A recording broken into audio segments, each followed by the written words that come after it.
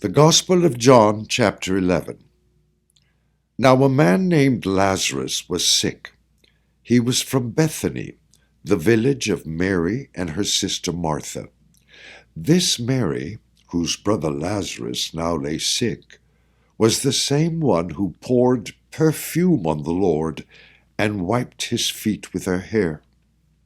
So the sisters sent word to Jesus, "Lord, the one you love is sick." When he heard this, Jesus said, "This sickness will not end in death. No, it is for God's glory, so that God's Son may be glorified through it." Now Jesus loved Martha and her sister and Lazarus. So when he heard that Lazarus was sick, he stayed where he was 2 more days.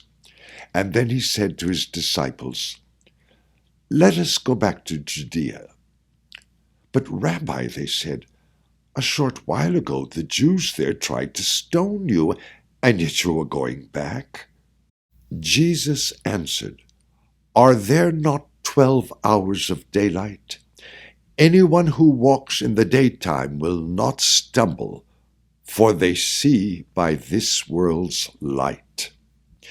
It is when a person walks at night that they stumble, for they have no light."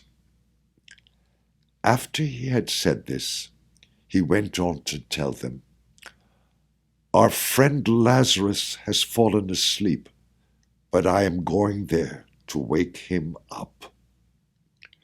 His disciples replied, "Lord, if he sleeps, he will get better."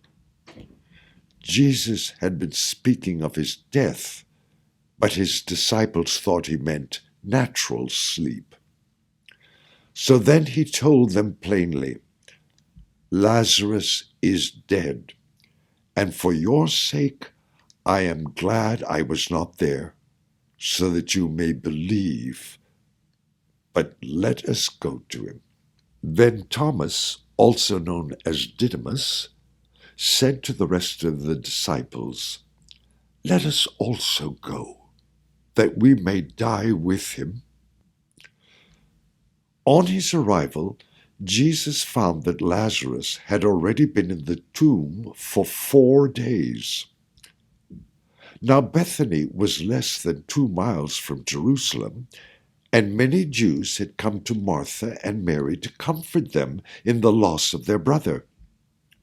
When Martha heard that Jesus was coming, she went out to meet him, but Mary stayed at home.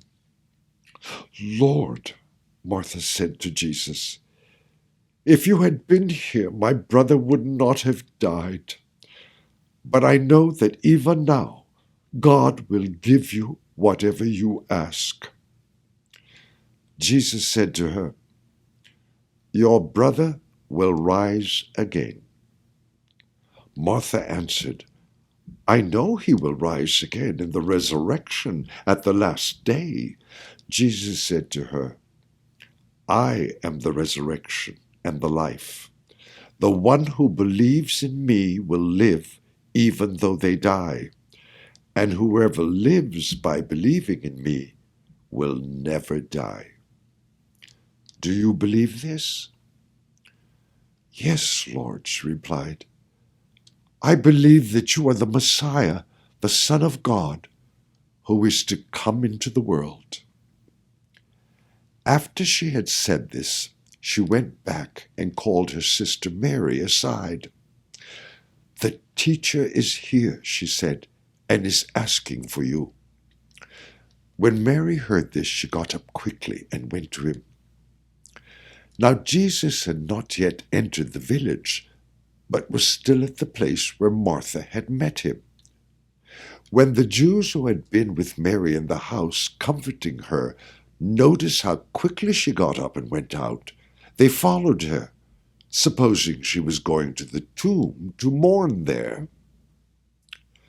When Mary reached the place where Jesus was and saw him, she fell at his feet and said, "Lord, if you had been here, my brother would not have died."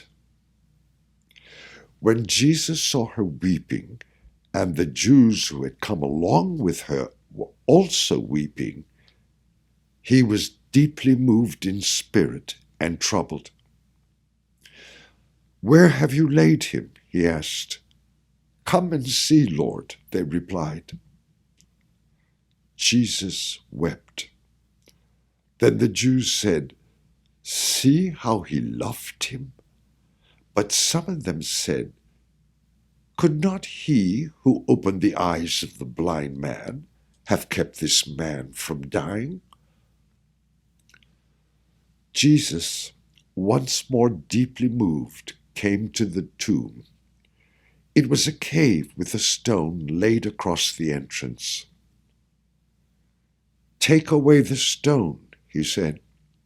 "But Lord," said Martha, the sister of the dead man, "by this time there is a bad odor, for he has been there 4 days."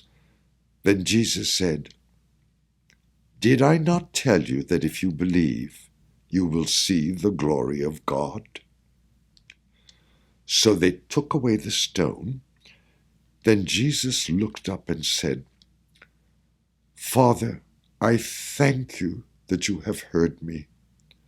I knew that you always hear me, but I said this for the benefit of the people standing here, that they may believe that you sent me."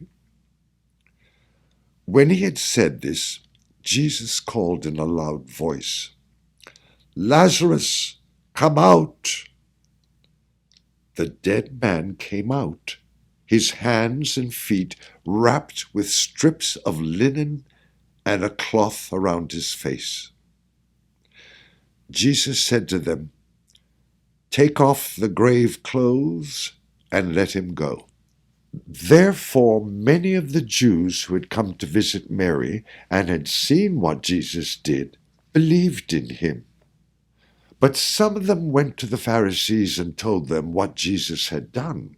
Then the chief priests and the Pharisees called a meeting of the Sanhedrin.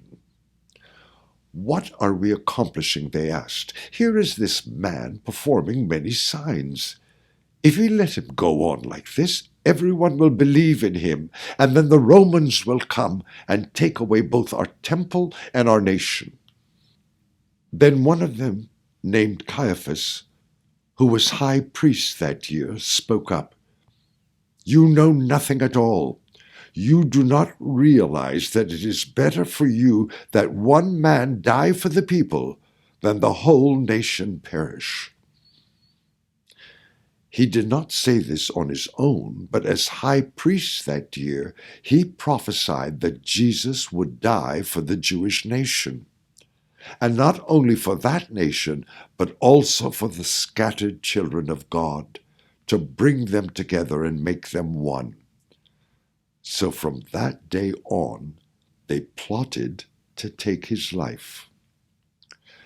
Therefore, Jesus no longer moved about publicly among the people of Judea.